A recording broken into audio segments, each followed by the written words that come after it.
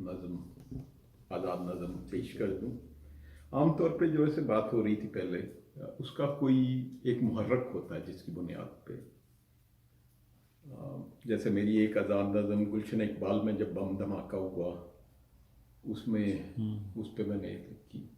एक मैंने देखी थी, एक फ़लस्तीनी है जो कि बगैर, शायद आपने भी वो तस्वीर देखी हो, बगैर उसकी टांगों के वो एक गुलेल घुमा रहा है। उसकी जब मैंने तस्वीर देखी तो मैंने उस पर एक नज़म लिखी। तो इसी तरह जब हज़ारा पे, जब कत्लेआम ये हज़ारा का हुआ, उस पर भी एक नज़म लिखी थी। इसी तरह एक अजीब सी नज़म जो है वो पहले मैं पेश करता हूँ। उसका उन्वान है जी सवाल। सवाल सवाल सवाल क्वेश्चन जी, क्वेश्चन, सवाल। आरजू आरजू व अता के बीच में, आरज़ू और अता के बीच में, ख्वाब व ताबीर के दरमियान, अमलो जजा के सफर में, वाह तदबीर व तकदीर के दोष पर वाह आदमी की क्या हकीकत है? वाह ये सवाल है जी।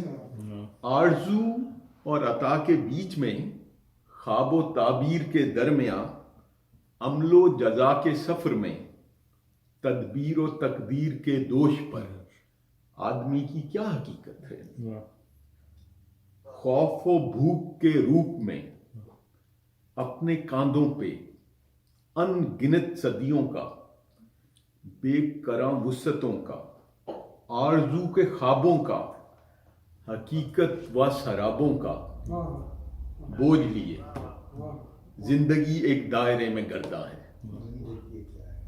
आदमी की क्या हकीकत है? आदमी की क्या हकीकत है?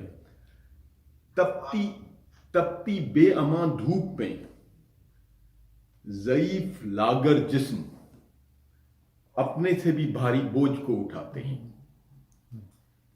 एयर कंडीशन दफ्तरों में इगराज के गुलाम बंदे झूठ सुनते हैं, झूठ कहते हैं, अपने कांधों पे एहसास से कहीं भारी बोझ को उठाते हैं, एक दायरे में गर्दा है। आदमी की क्या हकीकत है? आदमी की क्या हकीकत है? ये एक सवाल था।